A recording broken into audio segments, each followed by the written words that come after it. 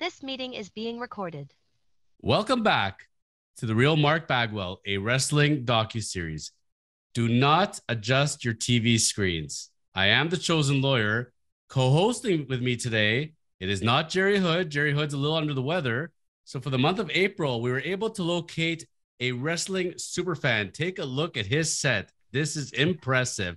We got Jean-Pierre, but call him JP El Khoury. JP, welcome to The Real Mark Bagwell. Thank you so much for having me, Jonathan. I'm stoked to be on your show, and I hope we have an amazing time. Oh, we certainly will. And I got to tell you, I was preparing as we were going to start today's episode, and I was going to say, JP, before we get started, making sure, your background's okay, making sure that the focus is good. And turns out that you outdid me. You actually produced a professional wrestling set. This is above and beyond, my friend. Kudos. Well done. Let me tell you something, brother. This has been a long time dream for me. So thank you so much for making this possible. So let's introduce you first of all, before we get into wrestling talk, because that's what we're going to be doing all month now. But before we get into the wrestling talk, a little bit about our superfan here, JP. So JP, you and I know each other through the world of real estate, me being the chosen lawyer and you being a realtor here in Ontario, Canada. And of course, we're at a banquet talking one night. And what do you talk about at a real estate banquet? You don't talk about real estate, you talk about wrestling. That's it. That's the beauty of wrestling. Nothing else matters except for the beauty of the art of wrestling. So it's great like that, man. And when I told you that the show is based on the real Mark Bagwell, Buff Bagwell, I'll never forget your reaction. Oh yeah, Buff is the stuff, man. He and the girls, they can't get enough. Absolutely, buddy. And once I heard that and watching your video with Buff too, like it was just awesome, man. And you presented this opportunity to me. I couldn't say no, man. This is a real dream come true. So thanks so much. Well, we've been talking to people and figuring out as far as from the format goes, because I knew there'd be a fan coming on that is diehard watching all of wrestling. I mean, watching the Raw, SmackDown, AEW Dynamite, NXT, person who knows wrestling inside out. This was the person that was going to join us 1,000%. Because on the real Mark Bagwell, to really explain the documentary, you also have to explain what's going on currently in the world of wrestling. Because as Buff is preparing to make his relaunch comeback, we got to know what's going on. And we're going to get into a lot of stuff over the next 4 weeks. But it's funny, this all began when we discussed this. WrestleMania was coming up. We were going to be talking about WrestleMania. We make our predictions. Myself, you, producer of the show, David, and my trainer, Jared. So we had the experts come out with their predictions. But lo and behold, in today's episode, WWE had other plans for us. They decided that, oh, by the way, we had WrestleMania in SoCal Stadium in Los Angeles, 161,000 people, the greatest WrestleMania of all time. And by the way, we sold the place. I love how they slid that in. They technically did not sell, but things are changing. And we learned that from the first Monday Night Raw after WrestleMania. JP, walk us through what the heck is happening in the world of WWE. And is it still WWE? Who owns it? What the heck is going on? Well, as you mentioned, lots of change happened. So as you know, UFC and WWE are combining. And, I personally loved last night. I loved it. It felt so old school. It felt like the name of the show, Raw, right? And I felt like it was missing that for a while. So it was a real refreshing thing to have here. So, well, I think, and Vince McMahon or Pablo Escobar, whatever he's going by these days. Have you seen his look? My Lord. I think he's trying out for Narcos 4. But in all seriousness, I think you and him were the biggest fans of yesterday's show. Watching social media, talking to the other experts. I was talking to people today, checking my sources. It's overwhelmingly, JP, people are pissed. They're saying, what the heck did he do? And sorry, spoiler alert, but We talk a lot about on the show of how Buff Bagwell, his one appearance on TV with WWE was on a Monday Night Raw. I thought it was a great match with Booker T. Some people did not. Booker went on to a great Hall of Fame career. Buff Bagwell should be in the Hall of Fame, but he got a bit of a raw deal, and that's how WWE works. So to understand what I was watching Cody Rhodes go through, I felt I was watching Buff Bagwell all over again. You're building the guy up. He's in his prime. He's coming in, and you have all this energy about him. And guess what? WWE can squash you in 2 seconds if they feel like it. Absolutely. It's not the first time that they've done this, and definitely won't be the last time that they've done it. If you're not a homegrown star, they're not going to treat you the same way. They, in my opinion, they crushed Sting in such a bad way for such a caliber of legend that he is. They really, I think, mishandled him, and I've seen it done in the past. But this, why I'm a fan of this particular Raw is it was just an unexpected turn. Like, Brock was running high as, big baby face. People loved him, which is unusual for him because most of his career he's been a heel. And then all of a sudden, boom, you just switch him right back to a heel. And I love the way Brock sold it. He made it, what he's really good at is blurring the lines of what's scripted and what's not. And that's something you don't get too often in this era. We grew up with it, like having Stone Cold at times. You didn't know if he was actually scrapping with somebody, or he shouldn't be throwing his belt into the river. You know what I mean? All these amazing moments. NWO, when they're having the trailer fight in the back. I don't know if you recall that episode. Of course.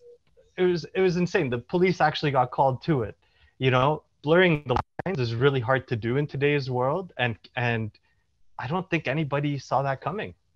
Nobody saw that coming. Guaranteed nobody saw that coming. We were sure we're going to see Roman not tag in. Solo was going to take a pounding. We had no doubts about that. That's the match we expected. I have to admit, I love the Brock heel turn. I agree with that. I think that he did a fantastic job. It literally looked like Cody was dead. I thought Cody Rhodes was literally dead. The man just got killed. We're going to have to go get a stretcher for him. A morgue. Like, it was bad. Brock. It was brutal. Was heel to the max. Bravo. I agree. And Cody sold it all the freaking way. The way. But imagine this. You come in from AEW. You have all this hope. I got to finish my story. Guess what? All of us, a little spoiler, we all predicted Cody was going to win. Yep, we did. The betting sites that do take wrestling bets all favored Cody heavily. You would have been plus 200 on Roman Reigns. And guess what WWE says? You think you're going to walk into Raw as a champion? Guess what? You're going to walk into 24/7 champion. It is bad. Like, they squashed him in 2 seconds. And, I felt very silly, JP, because I started thinking back to the memory bank. You have to really be a wrestling historian to really get why something's happened the way they do. For example, let's trace it back to the $1 Million Man. His manager was Virgil, right? Guess where Vince got the name Virgil from? Anyone? He named $1 Million Man's manservant, Virgil, from Dusty Rhodes, because that is his real name. Because Vince did not like Dusty, because Dusty ate up his business. When he brought in Dusty, what did Dusty wear? Polka dots. Vince did everything possible. Vince will pay you a lot of money. If he hates you, he'll pay you a lot of money just to make you suffer. Yep. So now they did this to Dusty. Cody goes off to AEW, starts off AEW. He was the face of AEW pretty much, him and Jericho, when they all began, right? He came on the throne. Yeah. Came on the throne, made fun of Triple H. So what did Vince and Triple H do? We'll build you up, Cody. You're our big face now. And what do they do from there? Let's squash him and let's put him away permanently just to make a point on Monday Night Raw. I mean, they took him from the penthouse to the gutter seemingly overnight. Absolutely. But I think it also goes back to some other history, right? Brock did the same thing to Cena, right? And that helped build him up further. So maybe it's one of those, if you think you're ready for Roman, you're gonna have to get through me. Maybe he's making himself the guard. If you can prove, because I don't think anybody can deny, whether you love pro wrestling or MMA, Brock Lesnar is one bad dude. He, he's legitimate. He's the real deal. And I think by building up, imagine Cody coming back from this and just leaning right into Brock, taking him out, and Brock will sell. You have that, and then you have all that momentum into a Roman's match. I think it could work. Interesting perspective there. I remember, my big thing on Brock was when he got together with Sable, right? Mm-hmm. She was married at the time to Mean Mark Merrow or Johnny B. Bad, whatever you want to call him. Well, Johnny's getting a little suspicious because Rena Sable is not answering his calls. So he has her voicemail password, logs in there, sees some phone numbers, hears a dude's voice. He's like, I'm going to find out who this guy is and I'm going to squash him. Yeah. Finds out it's Brock Lesnar. Brock, enjoy my wife. I'll go now. Yep. There's no choice. That's the story. That's the true story from his mouth, man. That's Brock takes what he wants. Now, where I would take this angle. Now, if you're asking me and you're saying, okay, yes, I like the Brock heel turn. I hate what they did to Cody. I didn't really want to see Cody as the champion. I didn't want to listen to that every single week. I love Roman as a champion. I love him going for 1,000 days. But I would love to see Paul Heyman able to get his guy, Brock Lesnar, to be the enforcer, to take out his opponent, Cody Rhodes, and now he's working for the bloodline. That would have been delicious. We've been really in sync over this weekend, especially with some of our predictions. So I had a similar thought. Roman is really upset with Jay and Jimmy. What if Paul Heyman's able to convince Brock Lesnar and Roman to go after the belts as the tag team titles? Or Brock and Solo. Either way. And who's going to build up a guy like Solo who's going to be, he's like a Samoa Joe. He's just built tough, right? He's a younger Samoa Joe, in my opinion. This kid's got a bright future ahead of him, right? Agreed. And you put a guy like Brock and him together, or just imagine, it's like the mega powers. You put Brock and Roman together, right there, man, right? Oh, yeah. You put them together, dude. What a force that would be. So we get Roman with the unified heavyweight belt. We get Solo and Brock with the tag team belts. We get Ava Raine to come over from NXT and get one of the women's belts, and then we just collect all the belts again. The collector, but this time Jimmy and Jay are on the opposite side. They're on the outside looking in. That could work, right? With Sammy and KO. That's a babyface story ready to come out too, and extend this, give this a bit more juice. And then how about a three-way match, fatal three-way match between Jimmy, Jay, and Roman? That would be delicious. That would be interesting to see. That would be a lot of fun. That'd be a lot of fun. This can go many ways. I was actually a really big fan. I read that the script was basically ripped apart last minute and totally rewritten by Vince. And I gotta say, this was one of the few ideas from Vince in the last little while that I absolutely loved. I felt for a long time he kind of made a lot of choices that I don't necessarily agree with, but this one, it opens up so many storylines, and it was such a shock. And as long as people are talking about you, that's the best thing you could ask for in the entertainment business, right? And I think he did it right. The only reason I don't want to piss on your parade is because, remember, Brock is not going to be in there every single week. If we had Brock coming in every single Raw, I'm all for this. But Brock, is going to leave just whenever he feels like it. I'm surprised he even showed up there. And he's left. And then the story is left in shambles when you don't have Brock consistently. And this is where, now looking at the grand picture, just to run it through what's going on so people understand here, is this the beginning of a new age of WWE, or is this the demise? Because there are a lot of people that are very, very concerned with UFC getting involved, WWE going to lose control? Where's this going to go? Is it going to be more of a joke? We don't know what's going to happen, but we do know this much. This combined company is worth 21 bill now. That's a lot of money. A little bit of money. We got UFC at 12 billion. We got WWE at 9.3. It's now going to be a publicly traded company. Endeavor, the company that owns UFC, they're getting 51% of this new company, and WWE is going to get 49%. So pretty cool. But Vince McMahon, the person that UFC calls the visionary, is back. He's going to be staying. And even Vince said, yeah, I'm going to be in the upper part of the creative team again. My sources told me the same thing, that Vince was involved heavily with the last Raw, ripped up the script. I don't know. I'm a little concerned about some of this stuff, considering, for example, UFC doesn't really pay their fighters. Are they going to do the same model now for WWE? They're going to try to get wrestlers in, not pay them, turn them over. What's going to happen from a management point of view? The social media, they're going to be huge. It's going to be a powerhouse media. They're going to cross promote like crazy. Loving all that stuff. This stuff I can deal with. Looking into the future of it, I can start to see this as a great retirement package, if you will, for UFC guys and girls who are just had enough of getting, beaten up pretty badly, and they can transition into this. Their body is already hardened from taking bumps and everything. They're super athletic people, just like the WWE superstars are. So I think this could end up being a nice little retirement plan. And before this deal, you were seeing a lot more MMA personalities transition into being WWE stars.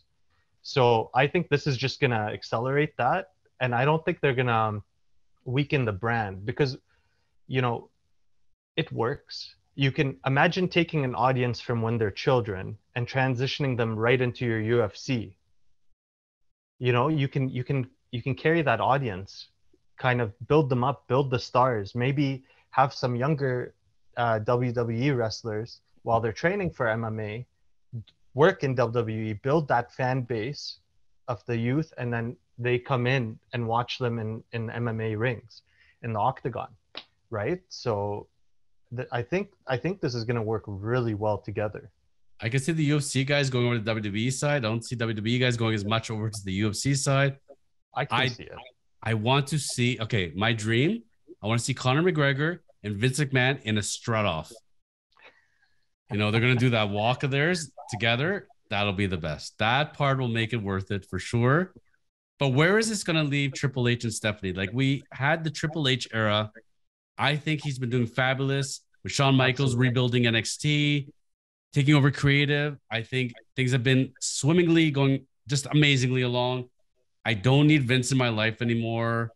I hear what you're saying as far as what he did with Brock for sure. But, we got the almost match. We got Brock versus Omos at WrestleMania. That's a Vince move. Omos versus Elias. Next week, Bobby Lashley against Bronson Reed. It's like King Kong Bundy against Big John Studd all over again. Like, this is the kind of stuff, Vince McMahon loves his meat. He loves getting those giant guys in there. Absolutely. But also he loves, did you notice that on Raw this week, it was a lot of yelling and very little wrestling comparatively? Yes. I kind of like the wrestling. I like a lot of wrestling, good wrestling. Like, we need more of this. I totally agree. But, to those points, I think anybody that sells merch, Vince loves. He doesn't care if you're big or small. He does have a preference for the bigger guys, but if you're moving merch, he'll push you to the moon, right? So knowing that, and then who you're dealing with. In terms of Steph and Triple H, I wouldn't be surprised if at least Triple H, I can see Triple H staying on for the long haul, because why wouldn't you want him? He's a brilliant wrestling mind. He's proven. Personally, a couple of years back, NXT, before they went with their like neon colors and they were just 2.0, the black and gold brand, there was no finer wrestling show. I don't care if it was AEW, I don't care if it was Raw or SmackDown. I was so tuned in to NXT, and that was the child of Triple H. And he had great people helping him along the way, like William Regal, and excellent trainers and everything. but he proved he can put on a wrestling show that got so hot that it was competing with the main shows. So if I'm sitting there, I would do anything to keep Triple H happy, because I'm not gonna let him go to AEW. AEW has the network. They have a huge roster to pick from. Having Triple H move there would be very dangerous for WWE personally, because if he could do what he did with NXT with more newcomers, imagine what he could do with veterans and real masters of wrestling. So Well, I think they're going to keep him happy. Well, considering he owns WWE stock and now he's going to own shares in this Endeavor company with the joint venture here, he owns enough shares, I'm sure, that he has a good interest in staying there. You know, they're not dumb. He's there for a reason. But, you know, think about all the people he churned out from NXT back in the day. Unbelievable. Agreed. So as we sum up today's episode, and this has been fantastic. First of all, get to know you, JP El Curry, the super fan, talking about the big WWE sale or merger, what the effect of Monday Night Raw. This was huge. And this kind of sidestepped, you know, our original plans. So next week when we come back, we're going to start a 3-part series. We're going to go back to the last WrestleMania. We're going to talk about the expert predictions, what happened, and do we like it and where it's going from a storyline point of view. Work for you? Works for me. We'll see you next week. We'll see you next week. Thanks, JP. Take care.